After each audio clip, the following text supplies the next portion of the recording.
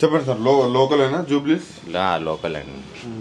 ఎట్లా ఇప్పుడు మాగంటి గోపినాథ్ చనిపోయారు, అవును. మళ్ళీ 6 నెలల లోపు ఎలక్షన్స్ వస్తాయి. ఏ పార్టీ గెలుస్తా అనుకుంటారు ఇక్కడ? ఏ పార్టీ అంటే ఇప్పుడు చేసిన గోపినాథ్కు కొన్ని పనులు మంచిగా ఉన్నాయి. ఆయన చేసినందుకు పేరు బాగుంది ఆయనకు.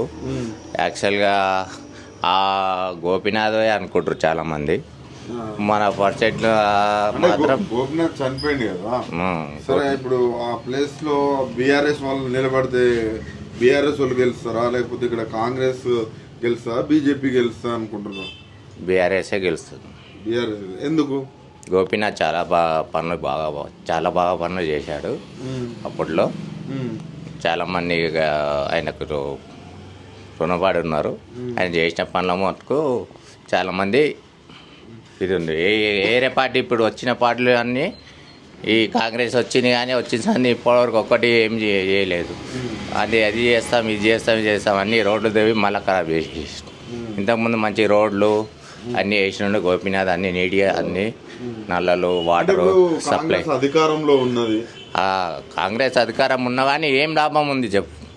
2 సంవత్సరాలు అయిపోయింది, ఇంతవరకు ఒక రోడ్ వేసింది లేదు, ఒక నల్ల నీళ్ళు ఇప్పింది లేదు. ఉన్న రోడ్లు కూడా బీఆర్ఎస్ పార్టీలో వేసిన రోడ్లు కూడా పలగొట్టేసింది.